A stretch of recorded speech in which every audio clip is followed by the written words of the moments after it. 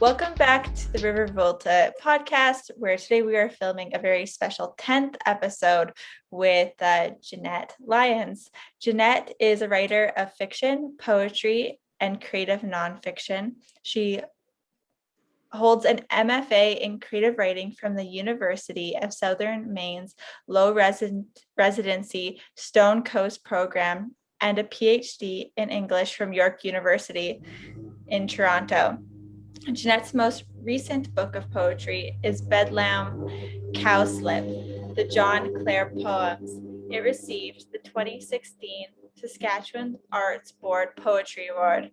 Her personal essay, Bat Rain, won the 2019 Constance Rooke Creative Nonfiction Award from the Malahat Review.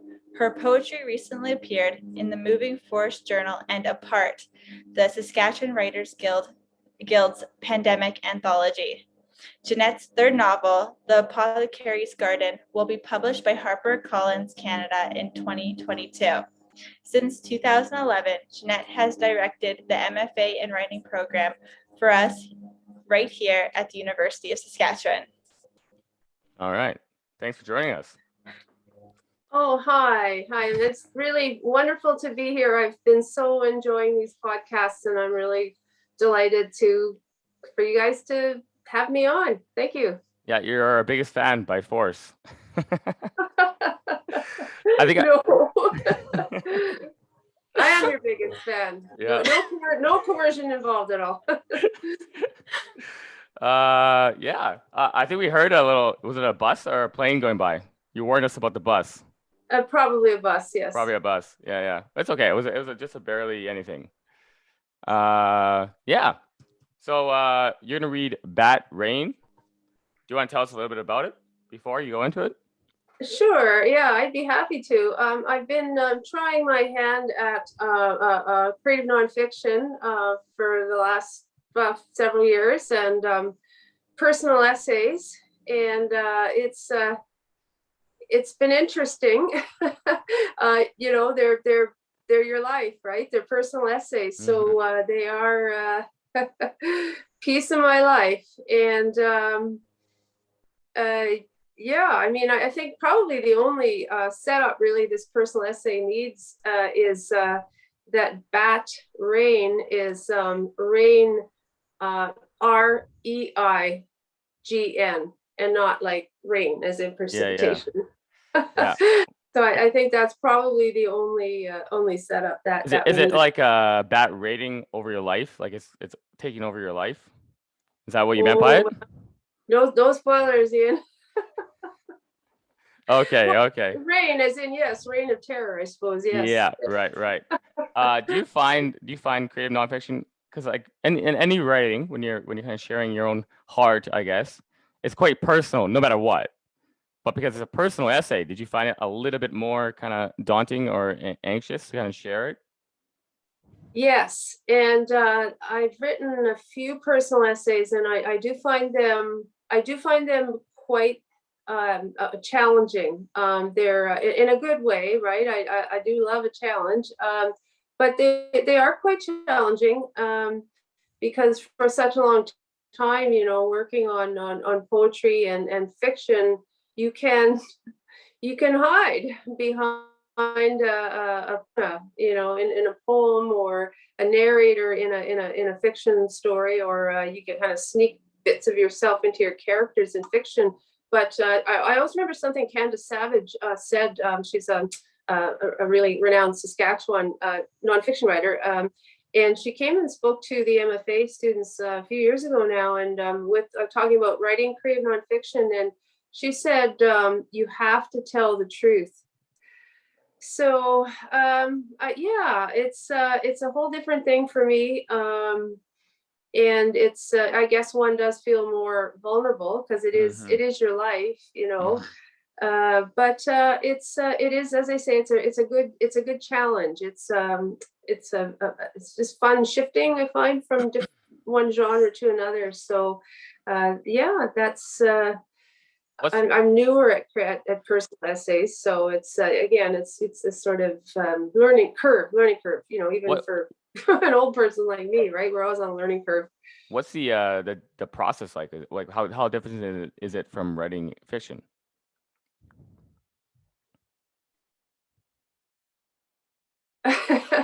I write, my fiction is novel length, so those projects take years. Right. So each personal essay, I mean, you write and you revise and you go back and you go back and you revise, but it's a shorter process. Right. Probably a bit more like editing, or working on poetry, but it's something you have to get distance from, because it is your life, and there's all these disclosures are happening, and it's a good to the process is if the time allows, it's good to set it aside, and get some distance from it. And you have to do this, the whole negotiation with yourself, deciding what do I want to disclose. The persona here is me. So it's interesting. Yeah, I like it. It's fun. You I feel like you have quite a unique voice in this, and I wonder, did you use your voice, or did you try and in the creative, the creative part of nonfiction, did you employ your voice, or did you shift it slightly? Right, that's a great question, Ian. I'm going to full disclosure. I do find with creative nonfiction, personal essays, I do seem to fall back on my poetry writing experience a fair bit. I have to find ways to sort of generate energy in a personal essay, and I do find that the poetry writing, especially the compression that you get in poetry, I find that helps me a lot. And because this particular essay is about a actually very severe phobia I have, and there's a lot of angst, and it's very sort of frenetic. The poetry, the kind of compression that poetry demands, actually helped me quite a lot in writing this essay. And it really, it made me really think about, genres, and, how fluid in a way the lines between genres are sometimes. Mm-hmm. Yeah, I got a sense, because you're saying you really need to establish distance a little bit from it, because it's your own personal life. And I wonder if that change in voice, maybe, or a poetic voice, is an attempt also to kind of create distance. Maybe. I don't know if distance is quite the word I would use. I think stylistically, it's an attempt to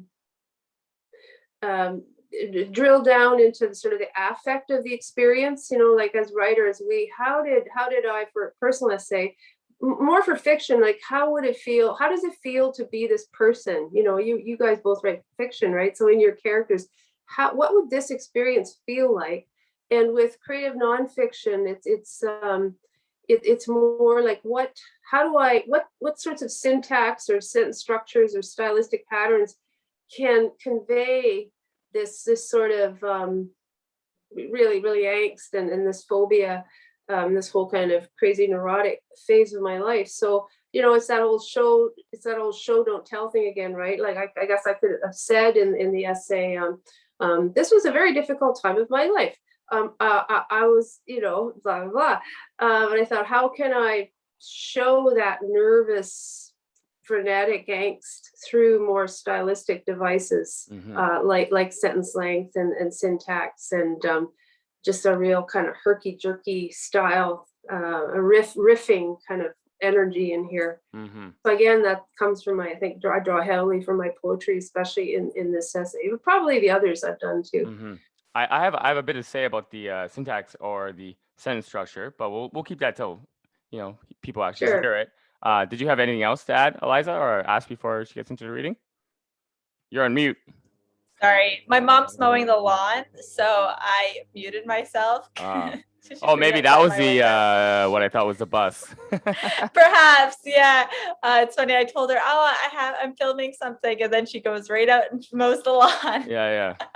Oh, yeah. yeah. So no, I think we covered everything at this time. I'm excited. I I've already read it, but I'm excited to hear Jeanette read it to us. It always makes such a difference when you hear the person that wrote it read it aloud. So. All right, well, we'll mute ourselves and turn off our video, and then you can get started. Okay. Bat rain. It can be a bird. It can be an animal. It can fold itself up like a paper clip, then suddenly at supersonic speed, blast wide open and fly in wild careening swoops around the bedroom, living room, or kitchen, a hairy membraned rocket. It can be a noun, bird, animal, rounded stick used to strike a ball in a game played on a diamond. It can be a verb, to bat, smack, strike, swat, thump, thwack. It's the quick change artist from hell.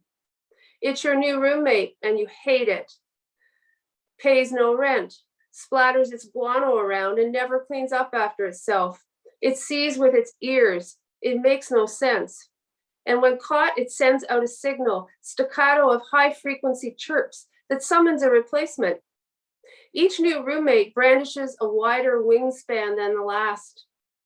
It never announces itself with a calling card. It just blows in at dusk or later, sometimes the middle of the night.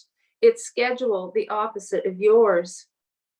Once it is in, it is in. Did it even want in? You cannot tell. You cannot tell what on God's hoar-frosted earth it wants. You need it to stay far from your hair. You need it gone. It's an after-hours deal. At night, you call the building manager, who thankfully answers his cell even though the office is closed.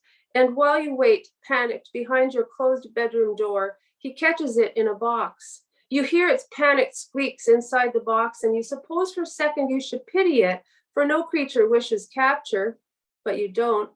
You're glad it's trapped. It won't be killed in any case, but sent, boxed, across the river to the university. Toxicology, tested for rabies, then released. The old manager, a handsome man with a Scottish accent, arrived after hours to capture it. He brought his son, a freckled boy of about 10, who, seeing the chittering little thing with its single claw jutting from its wing, declared it cool. But the kid didn't have to live with it. Would he like one hanging out, a little bag of night, above his Harry Potter poster? You doubt it. The new building manager, all macho swagger, scoffed at your terror as he snapped it, bagged it. He laughed at the whole thing, saying when he once lived in France, bats were everywhere, mouse-eared and much larger, often in his flat, and no big deal. His Batwoman jokes weren't funny either. But you lacked swagger, and nothing could cure your phobia of it, either in its noun form or verb form. No grammar could contain it. When you live alone, that's just how you want to live, alone. Everyone has a bat story. You learned this during those 3 years of invasion. You became the ancient mariner, compelled to grind out your woeful tale to whoever would listen. And the echoes returned to you, more bat yarns. These did not make you feel better. Your story was special, worse. This was no game played on a diamond. You'd worked hard to build a home, and it was torn down wing by wing. In retrospect, you find it sad that you told bat stories as a form of social survival. But you had to concede there was something to bats. They proved the only topic that never seemed to bore people or send their eyes handward to check their phones. Those little animal-bird hybrid bastards commanded attention. You've been flitting between tenses, past, present, now again, then, now, then. That's how tense the bat rain. The bat years unmoored you, corroded your quality of life, your very mental health. When you live alone, a hermetically sealed space is essential. Porosity is the enemy. Nothing should get in. People said you should do something about your bat problem. You told the building manager, a snarky brat who supervised the after-hours guy managers who caught the bats, she had to do something. She sent you a young, hooded hipster to your apartment, Newman, the bat guy. He bounced around a little beepy light and said, "They're not here. I'm not feeling it." But of course they returned. Writing this makes them return as fretting, trebled sound waves. And even now, whenever some rapid flicking shape catches your peripheral vision, you gasp, swerve in avoidance. A reaction internalized from living in a bat cave for 3 years, the same period as your tortured divorce proceedings. Bats, divorce. This connection wasn't lost on you. Nasty little echoes of grief, dark invaders, dusky, sharp-toothed arrows, messengers stabbing the new life you attempted to build. You have mail. Bloody great. Always the same news. You failed. You failed as a wife, a life builder. In your developing genre of post-wife solitude, you hung art and arranged furniture and designed a cozy healing space with a split-leaf philodendron. But the shadow world was having none of it. Our best laid plans are batshit. One day you were blending a smoothie and it swooped close above your head out of nowhere. You screamed, as usual. It shot over into your apartment's farthest corner, near the electronic drum kit you never played, near the stacked Rubbermaid containers stuffed with your old married life, piles of papers you'll never sort. That junk corner provided a haven of hiding places for the invader. Suddenly you wondered if it might be possible to actually live with the thing, a sort of indoor Walden, an eco-experiment about which you might journal, a harmony in nature concept. But that was ludicrous because you hate nature, except lilacs. You quickly dismissed the concept, then Googled your province's Residential Tenancies Act to see if you had any rights. There were epochs when life was batless and ordinary, calm, invader-free periods that seduced you into thinking perhaps the reign of bats had ended, and none would return ever again. In a similar vein, silent swaths of time passed with no word from your divorce lawyer, a vampire bat on the East Coast. But eventually she swooped back into your life, a massive invoice tucked under her sinister wing, and another bat wiggled through some imperceptible crack to disturb your sleep. Some cultures believe bats to be spirits of the dead, returning. You supposed it possible that your ex-husband returned as a bat, always being slight of build. In certain eras, bats were associated with witches, which fitted your ex's perception of you, and had he known about your bat plague, he'd have argued you got what you deserved. The Roma, it is said, sewed bat bones into small pouches worn around their necks for protection. Some people believe bats signify good fortune. In our own popular culture, Batman, women, and girls are superheroes. But for you, bats were only a scourge, a plague, a manifestation of failure, your failure to get a life. Bat by bat, your world was turning upside down. You hosted a dinner party the whole evening behind your smile. A nervous wreck worried a bat would blast through the room, frightening your guests, perhaps even biting one, causing rabies. Then you'd be sued and no one would ever visit you or be your friend again. You tried dating, briefly. Funny how in the wake of your bat revelation, chivalry flew away. You went out to hear live music alone, but coming home ramped anxiety, never knowing what lurked there awaiting you. And you entered your apartment with stealth, on high alert, like a one-woman SWAT team. Maybe your roommate was home, helping itself at your bar cart. Once you went away for 3 weeks, Christmas break. 21 glorious, unecholocated days. You returned home to a new year, which might, you thought, be nice to mark by a rejigged furniture arrangement. You mixed yourself a cocktail and heaved aside your heavy sofa and screamed. Under the sofa, a huge, ossified bat, flattened, brittle, like some bizarre kite. Most decidedly dead, but no less frightening. It must have flown around crazily the whole time you were gone, skimming your rows of books, roosting in the large split-leaf philodendron. You read bat guano forms a fungus that can sicken people. You tried to clean. You are a terrible cleaner.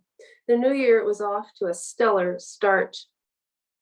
You had a right to a home free of health and safety hazards. The Tenancies Act said so. You quoted it to your building supervisor, the snarky brat who herself did not much care for bats. You'd probed her opinion of them. You reminded her that this problem had been ongoing for several years. You insisted something had to be done. She'd sent away for some machines she claimed, once installed in your apartment, would provide a deterrent. Apparently, they beeped and buzzed all night. You looked them up online and you wondered about their effects on humans. Another bout of nerd out mania revealed their uselessness. Sometimes during those months of divorce, crawling under the sofa to die did not feel like the worst idea. Echoes rebounded off the walls, high frequency cartographies. Another time you came home carrying groceries, opened the door, and your peripheral vision tracked a large winged shadow moving in crazed loops near the split-leaf philodendron by the window. It was twilight, and because you were terrible at cleaning, dust motes drifted, glistening, lit by the sun's last rays, throwing into relief the thing flying there. You cursed and it vanished. You called the building manager. He couldn't find it. Turned up nothing the next day. The aforementioned snarky brat he worked for suggested you imagine the whole thing. Ghost bat. 3 months later, they found it. It had burrowed under an area rug. Your good Persian rug of deep russets and teals made its own cave there. The places we call home, caves abound. Rug, cave, noun, verb, past, present, married, single, animal, bird, home, alien, a crisis of binaries, figure of ambiguity, is animal, is bird, A is B, is metaphor. Some cultures embrace metaphor more than others. During that period, you weren't in a very metaphorical mood. You wanted things to be what they were. You wanted to be single, alone, left in peace. You didn't wish to live in a war zone, but you did. The world's most idiosyncratic air force carried forth its assault, flights in the night, psychological warfare, add fear of being bitten or breathing in toxic spores. It is animal, it is bird, it is kamikaze. Metaphor unhinged you. Now you see it, now you don't. Tents skidded by the boards. The very idea of them hanging upside down when at rest, though they rarely rested because your screams agitated them, they hear through those weird little pointed ears. They hear you read in nerd out mania mode through echolocation. They hear much higher frequencies than you'll ever dream. The thought repulses you. They live in a world of echoes, and you are a clunky lump of sound to them and not supper. At least you hope not. One crawled under your sofa to die. When it goes bird and zooms through your living room, you don't know if your screaming and ducking to avoid it helps or hinders. It is busy making a map. It is smarter than you. The only problem is it doesn't seem to solve is why it can't leave through the same portal crack through which it entered. If it is a mammal, like the books claim, does it remember anything? Your imagination is compromised, but you reckon it's like being lost in a forest. A person lost, you mean, any one of us. We walk into thick woods and then can't find our way out, and whoever remembers to bring the bread so a trail of crumbs can be left. Once we enter the labyrinth, we can't leave, not even with wings. Everyone has a bat story. What's yours?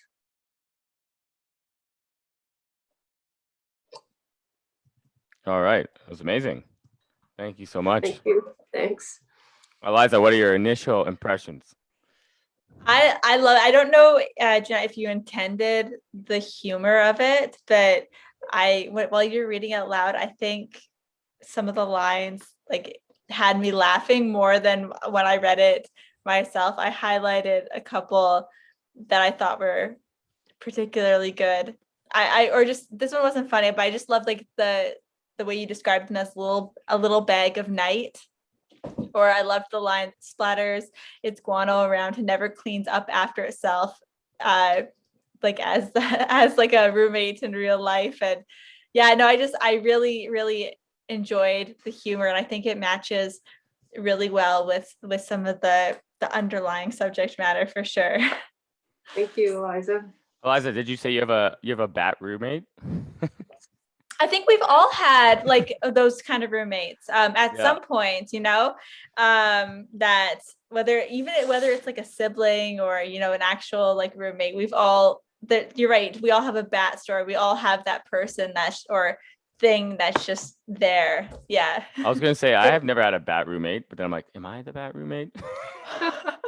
Well, it's better if they roommate. It's better if they pay rent and can't spread rabies.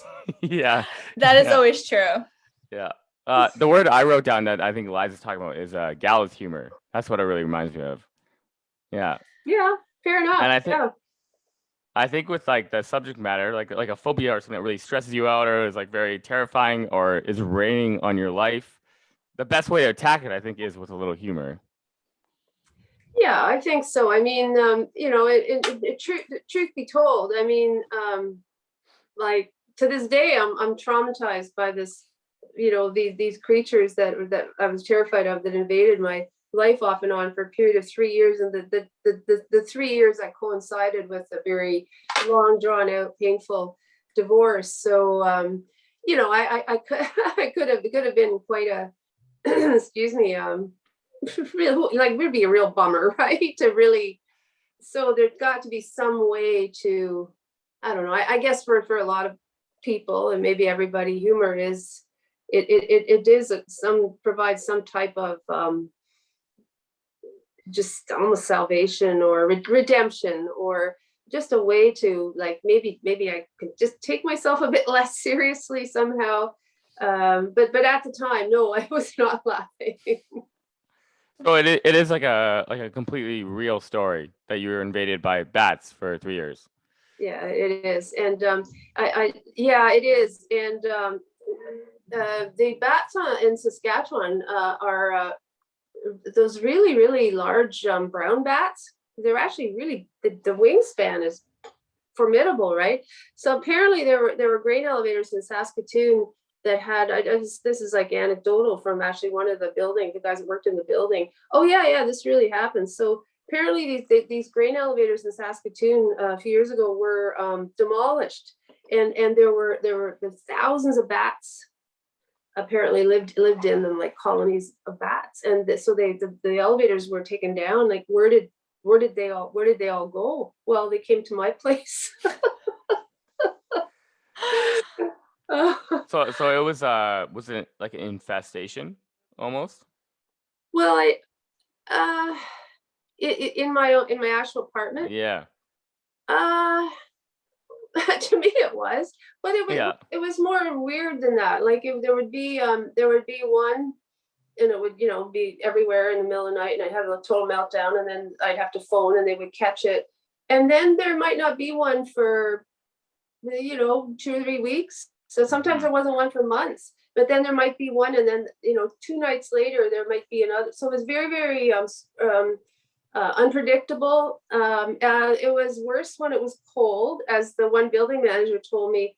Why are they coming into my place? He said, well, they don't like 40 below any better than you do, right? And they're going into a warm place. So yeah, it's all true. And it's true, when I came back after Christmas, there was this huge dead bat under my couch. Oh. That was brutal. So the title is Bat Rain. How did you come to that title, other than like the very literalness of it?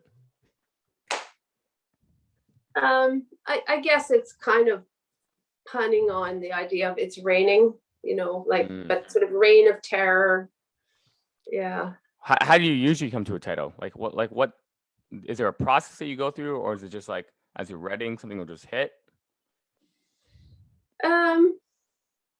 Usually something just hits. But I will say that, and I've given writer friends quite a few titles, and but I'm not so good at them when it comes to my own work. Had quite a challenge to get a title. Just had it only for a couple of weeks for my novel that's coming out. Yeah, it's usually something. Sometimes you can pull something from the work itself, and use that as a title. The titles, yeah, they're hard. It took me a long time to. Most of the books I have had maybe 3 previous titles, some more.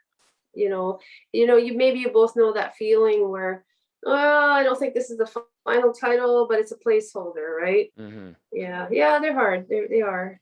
I'm doing with my thesis, it's all the titles. Oh yeah. I don't know why I did that. I think it was like 3 in a row, and I was just like, I'm just gonna stick with this. Yeah. I usually find with titles for me, like I'm the type of person that I always have like a title when I start that usually ends up being the one I stick with. I'm like, I always orient my ideas around like the title and like where I'm ending. So it's a little different. Yeah, well, as I recall from our fiction workshop, you both have really, really great titles for your work. What do you think a title should do? I guess it's a hook. Like it can't give too much away, but then that's kind of bat rain kind of gives away a lot. Like, here's something to do with bats that they're ruling something. I like weird long titles, like some of well, I guess some of George Saunders' titles are kind of interestingly strange. I like weird long titles. With fiction, I'm finding lately there's they very much look at what titles are selling. Yeah. So I had an interesting conversation with my editor about that recently, and I don't see that side of things, right? So I don't know, but it's fun to stroll through a bookstore and see what titles are on books and what titles grab you, right? But yeah, usually it's the third or fourth or fifth one.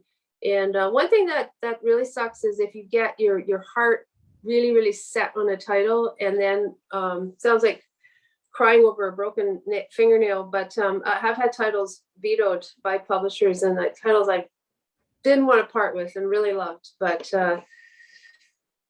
I think Marina Endicott, she has 2 titles, one American, one Canadian, because the American publisher didn't like her original title. Oh yes, I've heard of that before. I don't think that's that unusual. What do you go for, Eliza, when you're picking a title? Like, what are you trying to do? Just whatever I feel like. I don't feel like I'm trying to do anything when I pick a title. It's mostly, just looking at just kind of like what my idea is, and it's usually centered around like what is the title. I don't really I don't really try and attempt to do anything. I think just feels right. Yeah, I agree with Jeanette. Like, yeah, I guess a good title should be kind of like a hook or a preview, but I think that's sometimes hard to do too when you're only dealing with like a few words. So yeah, like I've been trying to do it where it's something that's intriguing, but also has like a bit of a key to it sometimes, or like one or the other. So like I just handed in a short story called the Last Socks Thief, and it's literally about a guy who's employed by big sock companies to steal socks so that people will buy more socks.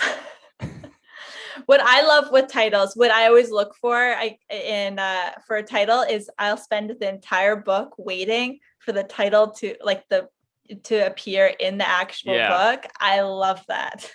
Yeah, when you write something, you just go, "Ooh, that's it. There it is." Yeah. I like weird idiosyncratic titles, like and maybe poetry titles is a slightly different kind of topic. I always really liked that title by the poem. I think it's by James Wright, and you might know it. I think it goes lying in a hammock on William Duffy's farm in Pine Island, Minnesota. That's the title, and it's almost longer than the poem, right? It's a fairly short poem. It's almost intriguing because of its length. Yeah. Or some of Raymond Carver had terrific titles too. Is it what do we talk about when we talk about love? Yeah, I mean, I like long, kind of like talky, long titles that they're a little bit impolite because they're it's too long, shorten this. But I like when they do that. But what am I saying? I also like I think short title, The Metamorphosis, right? Jane Eyre. Apparently novels with names of people now are not selling lately, but I don't think Jane Eyre or Anne of Green Gables or, Oliver Twist or Nicholas Nickleby, I think they could probably be around for a while. Yeah. These trends are funny. I would assume it's because people know those people. So like if you do a name now, people are like, I don't know who it is. That's true. Yeah, that's a good point. Yeah. I really like the title that's in the chapter of George Saunders' book called "The Door to Truth Might Be Strangeness," and I would love to make that the thesis title, but I don't know if that's allowed. Can you take titles from other people? Well, it's funny you should ask that. I just was talking again, like to my editor, and she said, The Apothecary's Garden, the title of my next novel. I immediately went on Amazon, oh darn it, there's already a book called that, and she can't have it. She said, well, yeah, of course you can. The titles are not, apparently they're not copyrighted. Right. Oh. I've noticed that with movies. There's a lot of movies that have the same names. Yes. Yeah. I think if the person is alive, like George Saunders, probably, it's good to contact them. Yeah. And I have a poetry book that's called from a few years ago called The New Blue Distance, and that title is taken from a poem by an American poet. I think it's Karen Volkman. And I actually contacted her and said, I love this phrase, and I like to use it for my whole book title. And she just, do I have your permission? And she said, hey, yeah, no, I'm flattered, go for it, So that's one that I didn't, I just took from actually another poet's work, but with permission, right? Right. Well, if you can get me George Saunders' contact information, that'd be nice to have in general. Oh, that's funny. So, Jen, I want to know about you wrote it in a second person. I wonder what was behind that decision, and it seems it's really interesting choice to me, just hearing it being read and reading it, knowing that it's this creative nonfiction and that it is like personal to you. It's a personal narrative, and what kind of drove that decision? Right. That's a great question, Eliza. And you really nailed something. I actually trying to think, I think virtually all of the creative nonfiction pieces I've written, they're not all published. They're virtually all, I use second person. And that's really weird. And sometimes in poetry, I use second person. And I obviously have some kind of a fetish for it. It just feels the best approach to me often. And I think this goes back to something maybe Ian said a long while ago about getting some sort of distance. And maybe it is a distancing. It's the darndest thing. I do often use second person, and I know it's odd. I know it's kind of idiosyncratic, but it somehow makes me less inhibited. The first person does scare me a little bit, that I everywhere. So it's some kind of weird way I'm torquing things with second person, and it just seems it's like my default thing. It's very odd. Yeah, no, I think I find it really interesting because I definitely understand that need for distance, and I feel the same way when I'm writing like personal pieces. But on the flip side, like as the person that's reading it, I feel like it invites me more into the space and closer to the topic, and the result is kind of me reflecting on, like, as Bat Rain kind of invites us to do it, to reflect on our own bat brain in our own lives, which I think was really interesting. Yeah. I think I caught most of that. You cut out a little bit there. Oh, I'm sorry. No, it's okay. I was going to ask you about because it is a very unique voice, even though it's your voice. So one thing I'm finding interesting in some short stories. I'm playing a lot with like narrative voices or strong narrators who are not me, right? Even though it says you, you're almost, yeah, you're doing a slightly different voice, I think, especially with the you. And I wonder, in a short piece, how do you stay away from voice slipping, like slipping into back into your like regular normal voice? I find it easy in a novel because you're with the character or the voice for so long, but in a short piece, it's hard to like really get in that rhythm sometimes. So a short fiction piece, Ian, or Or a short piece of any time or any how type. how do you keep from the voice from slipping? Back into your own. Mm-hmm. I think that might come in through revision, because when you go back to a piece, it's and just you let it breathe a little bit, and get some perspective on it. You can I think you can kind of tell. See, I'm talking in second person, right? I can kind of tell. You can kind of tell. One can kind of tell when no, there's a blip here, and I'm losing, I'm losing my purchase on that. Something is shifting tonally, and I got to go back and reconstitute that. So I think that's much easier to see. I don't know if it's ever easy, but I think that is something you can. It becomes more apparent the more you go back to a piece. When it slips, sometimes I think it's in at least early drafts, first draft, early draft. It's often just because you're getting tired, Right. Like it's kind of like a rhythmic thing. Sometimes you just fall out of rhythm. In the first. Yeah, and you're losing energy, you're losing steam. I mean, with these personal essays, I really like to try to crank out a really rough draft in one sitting. But this was the first draft of this, pretty much came in one sitting. It was really, really rough though. So, you go back and you smooth out the voice and the tonality, and when you go back, it's easier to see points to moments where you're kind of losing energy, right, where energy's there's holes and energy's getting out, right? So I think it's part of revision. That's interesting. Do you typically write shorter stuff in one sitting? For personal essays, yeah, I do. Yeah. How long is this one exactly, word count? At the most they'd probably be 3,500 words. They're Okay. really fairly short. I do readers who write personal essays that are 5,000 or 6,000, even 8,000 words, but they're on the shorter side. Not quite flash essays, but Right. Definitely pretty much always under 3,000 words. I was trying to imagine how long that would take you in one sitting. 3,500. Oh, it would take several hours. You'd want to block off.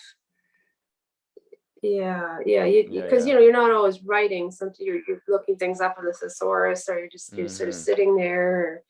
But I wanted the bad essay to feel really jagged, to just sort of perform the affect of the piece, which is the sort of unknown chaos. You don't know when these things are going to invade back into your life. Just when you think it's safe to go back in the water, another. Yeah. I noticed you were quite slow at the beginning, like the almost staccato sentences of like one piece sentences, and then as it went on, you started quickening up, and the sentences started elongating. Yeah. There's another essay I have that is it's unpublished. I don't know if it's ever gonna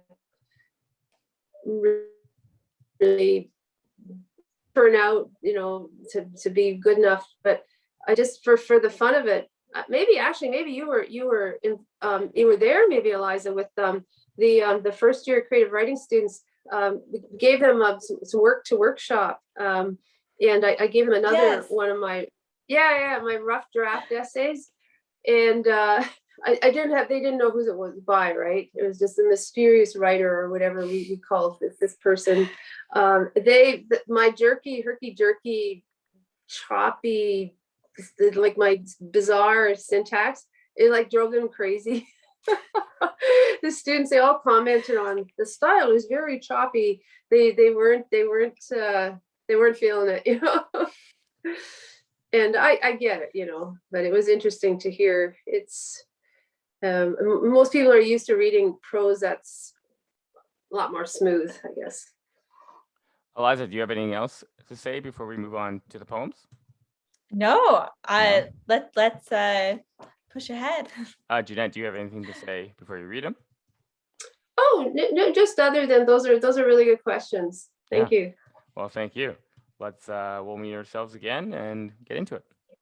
All right. So the two poems I'm going to read recently came out in an online journal out of Las Vegas called the Moving Force Journal.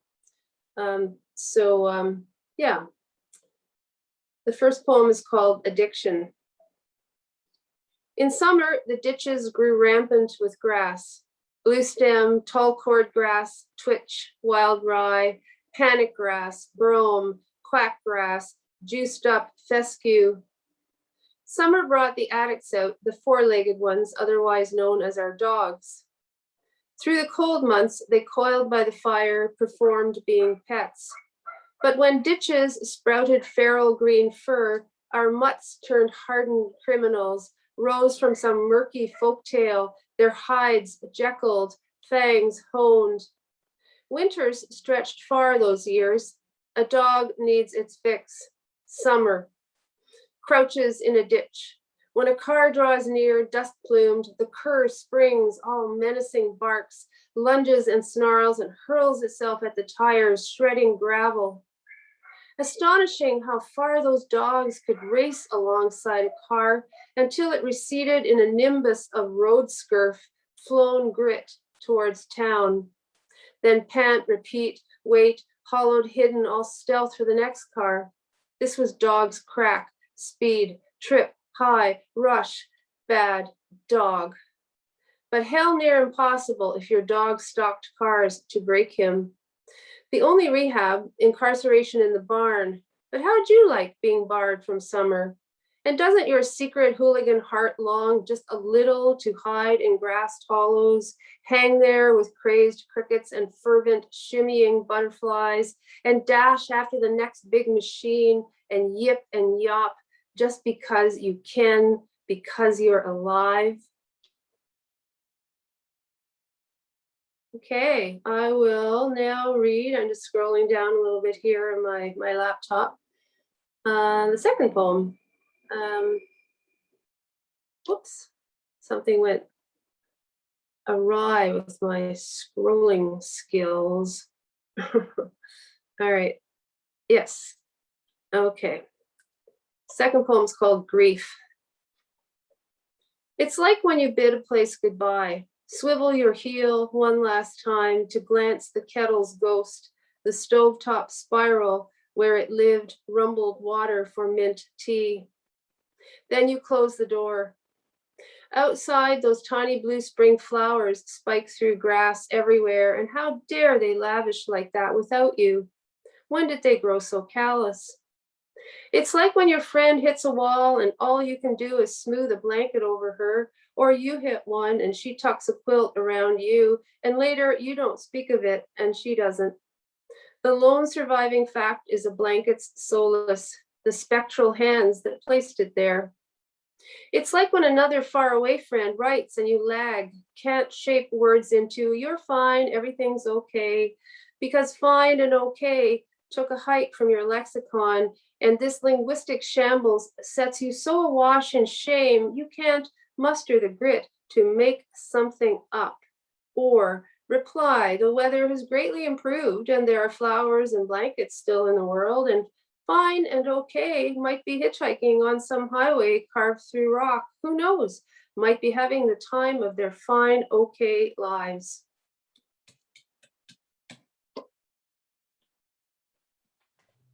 All right. It was amazing. Thanks. Get this out of the way.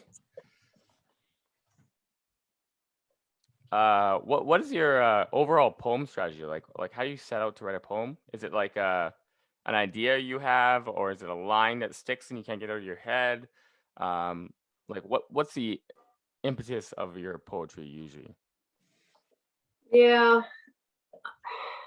as corny as it sounds, I've never quite been able to move past anecdote. Like my poems are essentially narrative, right? There's story, you know, I love story. Believe me, I've tried. I wanted to get past this always having to, tell a story, tell an anecdote. I've tried, some conceptual poetry, some constraint writing, and I'm glad I tried those things. You can write really, really differently. Then, you get out of your rut. It's really great. But at the end of the day, I just seem to always come back to, I guess, something fairly personal, and just these sort of anecdotal riffs. Sometimes the poem will start with an image. A lot of it's memory. Like I don't know where it comes from. A good poet friend of mine writes a lot from dream. She'll wake up in the night, and you're always supposed to keep a little notebook beside your bed, writers, and she does that. And she just jots everything down, and they're incredible. But just like a random memory will, maybe you've had it happen to you, where just a random memory will pop into your head. I grew up in a rural place, and there were these dogs that were like addicted to chasing cars, and I don't know why would I think of this after so many years, right? And just this one day, just like some random weird thing, this image of the way they would leap out of the ditch, and I don't know where there must be all among the shards of detritus inside my head. Somehow, once in a while, these memories will surface. The grief one is more of a pandemic poem. That's much more recent, But their images, or their memories, or their stories. Yeah, I think that's the best way. I don't think I could write a novel about rural, farm dogs who chase cars. It wouldn't be sustainable it wouldn't be enough material to generate a 200-page novel.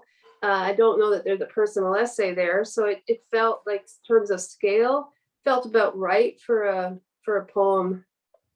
How some things you find fit into, this feels like a poem, or this feels like a flash fiction piece, or this is big, this feels like this could be a novel, or it started as a short story and it became a novel. My one novel just started as an image, and I wanted to see if I could generate a whole novel out of a single totally mundane image. I live to regret it, but it was fun.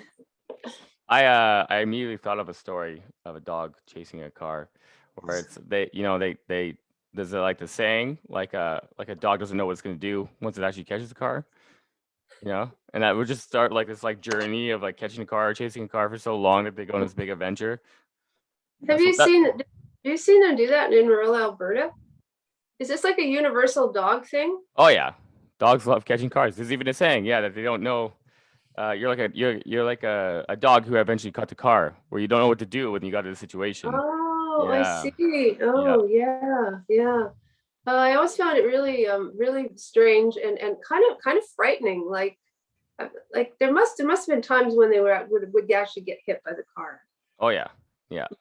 But the dogs that I was familiar with, you're right, were really adept. Like they were hardcore, right? They were seasoned. Eliza, what's your starting point for poetry? Oh, I don't know. I like to sigh before. Oh. I think I always just try and sit down and just write like kind of just random ideas, and then just hope something comes from. Like I don't have a method, but I'm really not a poet, so I find I struggle, and it's definitely something I want to work on, like that creative process with poetry, Yeah. and find ways to streamline it. But I'm definitely not there, and I appreciate and like hearing other people's approaches to it for sure. I also felt like I kind of was before, like I wrote a lot of poetry, and then I took the poetry class. And I was like, oh, I'm not. Well, do either of you ever like work from dreams at all? I've tried many, many times. You know, you wake up and you get excited about a dream or idea, and you write it down, and then you come to it like a few hours later, and you're like, that's not a good idea at all. Why was I excited about that?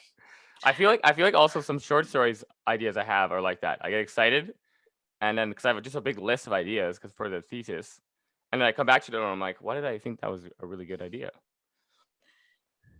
I've never worked from a dream. I really admire people who do create work from their dreams. It tends to be super interesting. Yeah. But I've never woken up and had that that feeling that my dream was this kind of creative revelation or something that I wanted to work from. Not yet, but there's always time for that. Well, they do say there's that, I can never remember the word for this, that time of when you, in the morning when you're not quite asleep. Actually has a name. You're not lucid, like a lucid state kind of thing, like lucid dreaming. Yeah, you're not quite awake yet. And that can have I've had a lot of cool things happen in that space. But it's not the same as, as a dream, right? That sort of hazy state your consciousness is in before you're fully awake. Is it hypnagogia? Something like that. Yeah, I think so. Yeah. It's something like that. Google's really amazing. I typed in before waking up from dream but not asleep, and it got first hit. Wow. It's some kind of word like that. Yeah. For me, I often have what I call like a poem graveyard, where I just have like ideas or lines or stuff that just hit, but it's just like a ton of different stuff. And then when I go to write a poem, I'll just read them and see if like a next line pops out. I'll read one and I'll see if like something else pops out from it. And if it doesn't, just move on to the next one, keep it in the graveyard, and I just keep adding to it, basically. I like that, poem graveyard. Well, another sort of, I guess it's sort of like a problem in a way.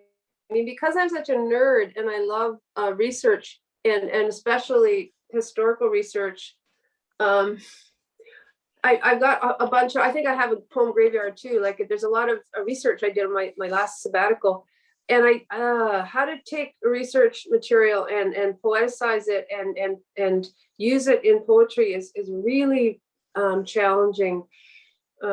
It's fascinating, and some poets have done it to great effect, but it's that's a whole other kind of process of taking just research stuff, information or factual things, and trying to breathe a poetic life into those things. It's hard. Yeah. I felt like it a little bit like the Bat Rains was like almost like a exposition on bats, like a heavy just focus on this one little subject. And I really like that idea, that concept, like taking just something obscure and just writing like a huge in-depth description of them, basically, and putting emotion in, like terror. I think it was really well done.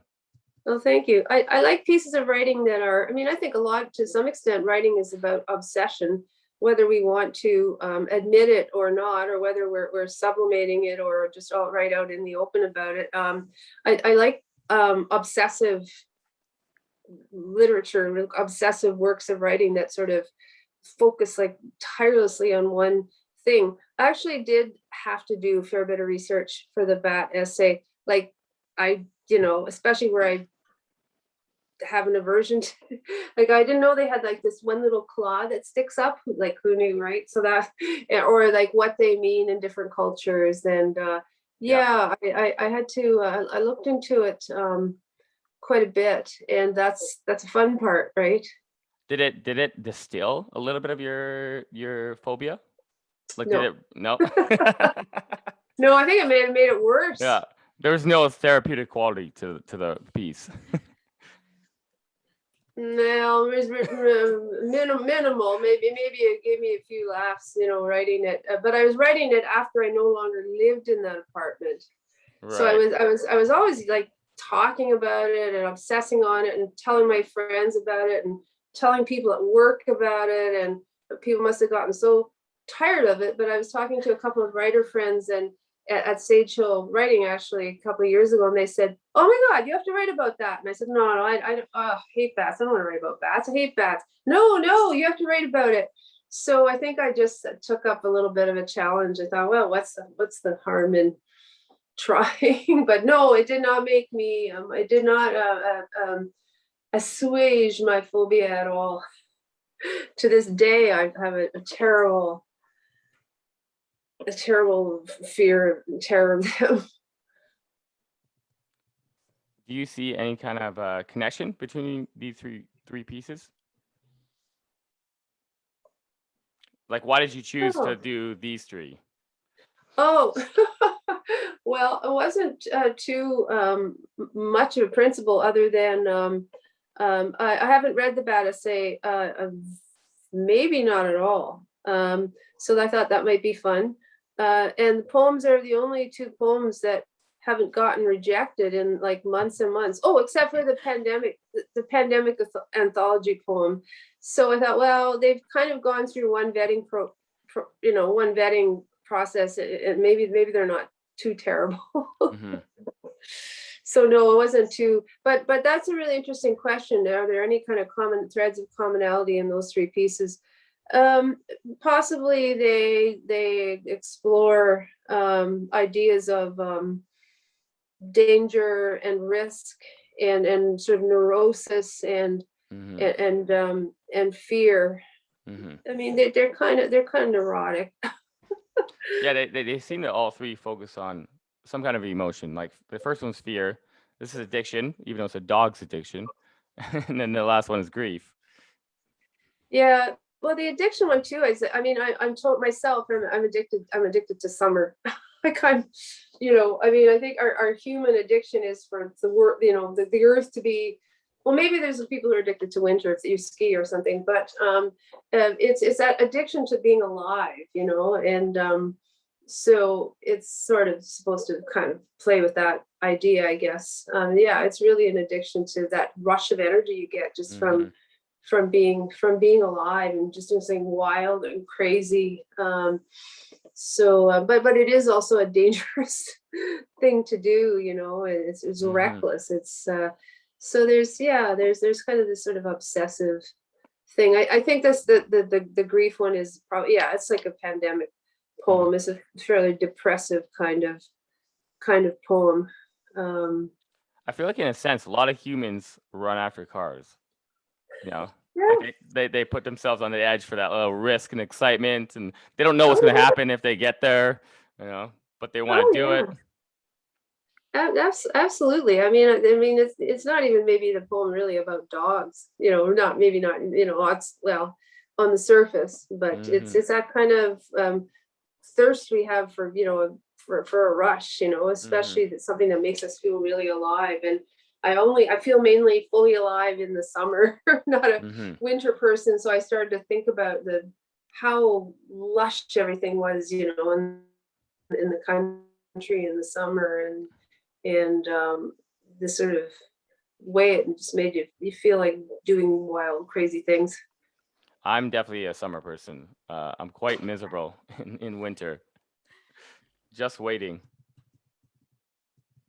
I think I'm a hybrid. I like all seasons. I think because I'm such an outdoorsy person, I think I look forward to different activities in different seasons. Yeah, but Eliza, you're in a place that doesn't get cold till like January.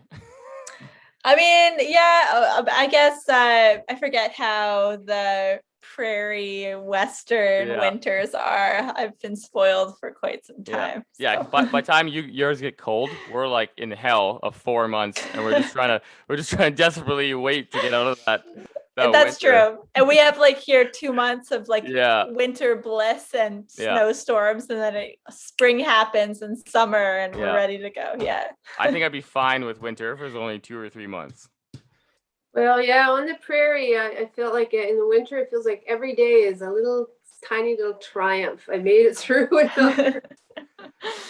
You guys weren't, well, Ian, you might have had something similar. I think you might have been in Edmonton during the infamous polar vortex of 2019. So January, February 2019. Yep. For weeks on end, it was something like -40 for 6 weeks. So you might remember that from Edmonton. Yeah, it was crazy. I was living in like a really old apartment that it was nice for me because my apartment would get so hot in the winter. So it actually got so cold that it actually made the apartment actually okay temperature.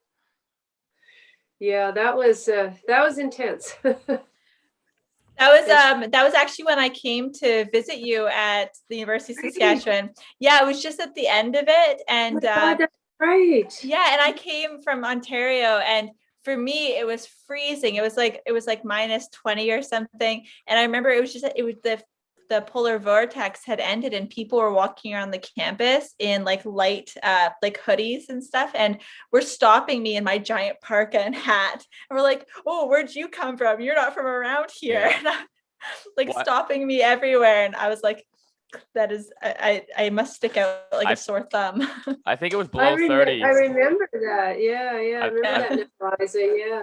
I think it was below 30 to low 30s or to high 30s for 5 weeks. I think it was very scary. Yeah, like 39, 40 for 4 weeks or 5 weeks. Sarah Enns, who just graduated from the MFA, maybe you know Sarah. Yep.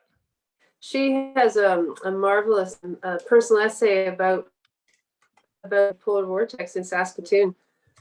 At least it starts in that time period. It's really good. Awesome. Eliza, do you have any last questions before we do like the little rapid fire?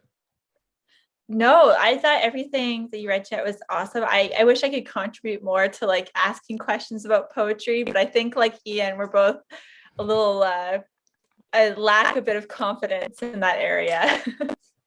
So Jeanette, I'm just going to ask you a bunch of rapid fire questions, and I remember these. Maybe it's not fair because I've heard them before. Yeah. I don't remember them all. So okay.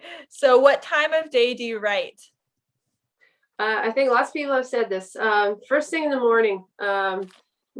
Otherwise it just doesn't happen. What's your daily writing goal? It depends where I'm at in a project. If I'm writing a first draft of a long form like a novel, I do have kind of loose word quotas. I do try to write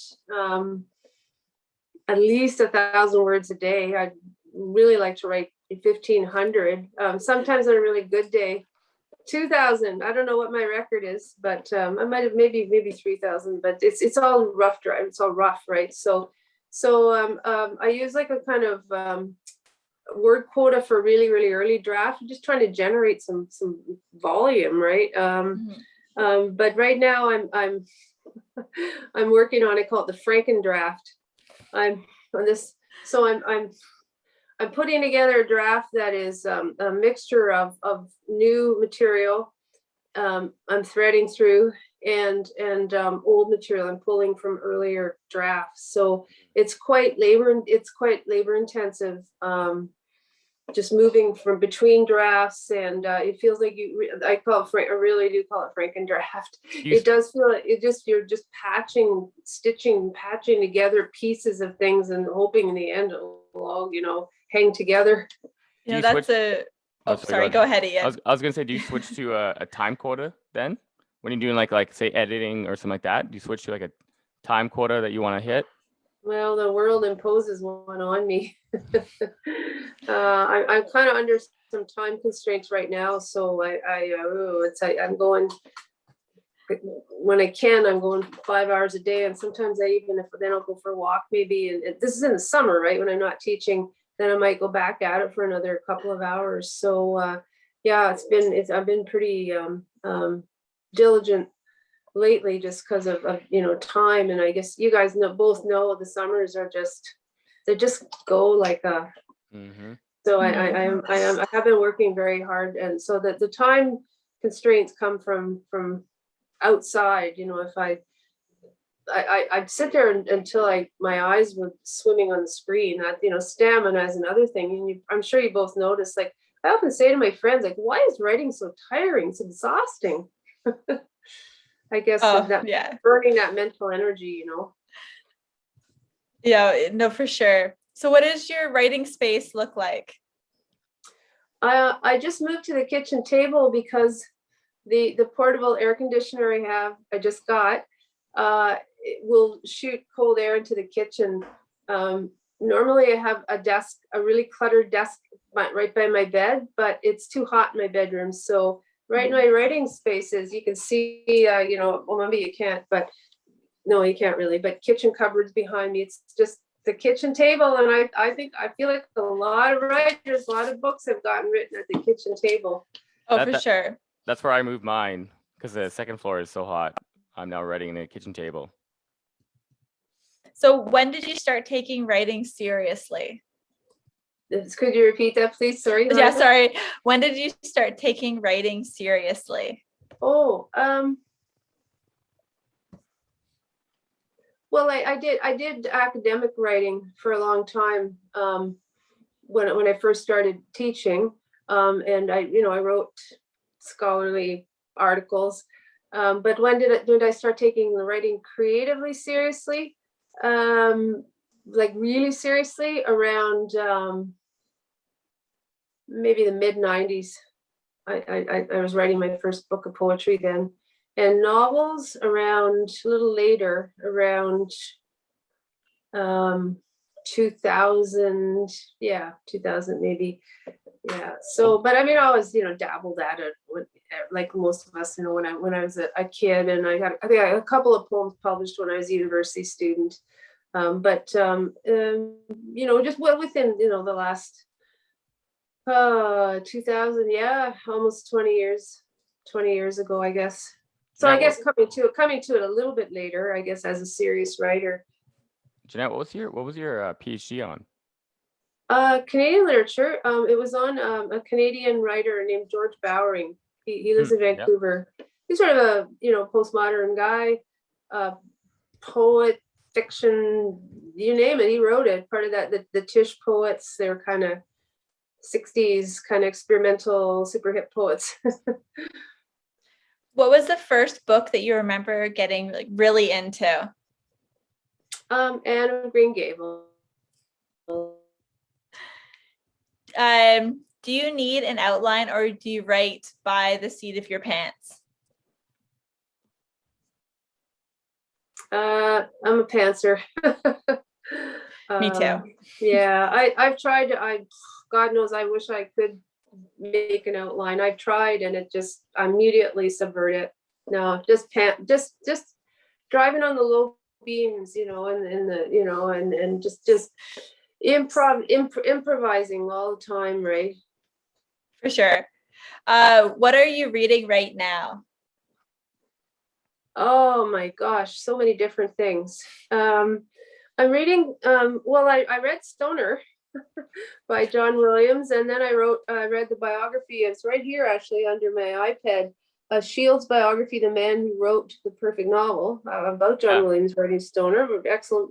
I'm reading George Saunders' Swimming in a Pond of Fish. I think I got the title wrong, but I'm looking a lot in books for still at this late stage, believe it or not, research stuff for my novel. So I've been reading Snake Oil, Hustlers, and Ham Bones, The American Medicine Show. This is novel research, and I've been reading some more pictures, really amazing. Good for What Ails You, Dayton's Golden Age of Patent Medicines. So this is all going into my novel research. So I'm very instrumental. Like I try to read for pleasure, but I'm almost always reading. I don't even know what this other book is. Oh, it's Robert Croce's last book of poetry. I'm almost always reading something that is feeding into a project. And over the last year, I also read 15 Canadian novels so I could write an anonymous book review for the University of Toronto Quarterly on Canadian emerging writers, and that was super interesting. And they just brought another huge box of novels, so I'll be doing that. Wow. So it's always work. It's always work related, you know. I always say someday I'm just going to read a bunch of thrillers and mysteries, and you know, and then I don't, right? Right. I might once I'm not teaching anymore, but I'll probably still be a nerd. I just love information, you know. I love biographies, I love history. So reading about 8 things at once right now. Wow. I don't know if I'd be able to manage that much at once. So that's impressive. So focus is not my strong point. What's a book on writing you'd recommend? Well, that book by Michael Cardos that we were going to use in our fiction workshop last year is it's a really, really good book. I'm loving George Saunders' latest book. I'm not quite finished through it, but it's really, really good. I've read it. I loved it. Yeah, so good, right?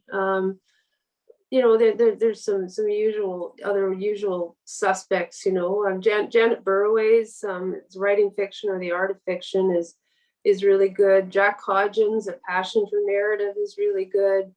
For people who are working on screenplays, what is that? Is it Save the Cat? Is that what it's called? You might know this. It is, but there's also a fiction one. Oh, okay. Yeah. I have the fiction version. Yeah. And really great books on writing. Grey Wolf Press out of Minneapolis has this whole series of books on writing, and they're the cutest little short books. You can hold them in your hand, and they're really, really good. There's one on poetry called The Art of the Line, I believe, by James Longenbach. I've read Time in the novel. This whole series, you could do way worse than read through the whole series of Grey Wolf Press books on writing. Excellent books, and short and kind of conversational, you know, because it is easy to get bogged down in really dense books on writing. Mm-hmm. Like I have a book that you could use as a weightlifting or a door stopper. I think it's called The 10 Basic Plots, and I can't even, I'm sure it's a really good book. I can't even get through the first plot. Like it's seriously, it's like 6 inches thick. Wow. So I need to, you know, get sort of cut to the chase kind of books. That's why I really like those little books that Grey Wolf Press put out. So what's one piece of fiction you always return to? Oh, probably Alice Munro. I don't know if there's one particular piece, but if I had to go to a desert island, I'd probably want to take pretty well everything I could get by Alice Munro. Things I read years ago, you know, in university. When I go back to them, I just marvel at them, you know. I might change the question to what book would you take to a desert island? I like that phrasing. Yeah. What's something about writing that's been on your mind lately? Why does it take so long? No, no. This is novel angst. Something about writing that's been on my mind lately. Yeah, there's something actually. I'm interested in a way to navigate or make the kind of negotiation that I want to make between like literary fiction and commercial fiction. And I know those are already kind of arbitrary categories, but I'm interested in those that cross over markets. Like for apparently Where the Crawdads Sing by Delia Owens is a novel that I read not long ago, maybe in The Guardian, was the sort of quintessential crossover novel in that it appealed to a really broad audience. Like it's you know, it's a literary novel, but it's also got a really broad appeal. So I'm trying to think about what kind of style of a novel, or how would you write a novel that did have that fluidity that it could cross readerships. And like I love literary fiction, but I'm also wanting to just reach a broader readership, right? So I guess I'm interested in that whole question of literary fiction, commercial fiction, and finding that balance in between, maybe, right? Like that Delia Owens novel. So I think about those kinds of things quite a bit, and in a way they're a little bit waste of time things to think about, because they're not writing. Like they're oh, will it appeal to this readership? Will it appeal to that readership? It's not, who knows, right? Like it's not really for me to say, but it sounds very weird, but I am trying to be a bit less literary, because when I get literary, I get pretentious. Like I get just tangled up and pretentious and convoluted, and I don't even like it.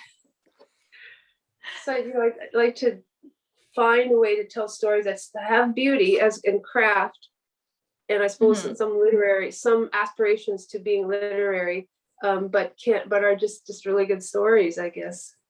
Right. Yeah, easy problem, right? No problem.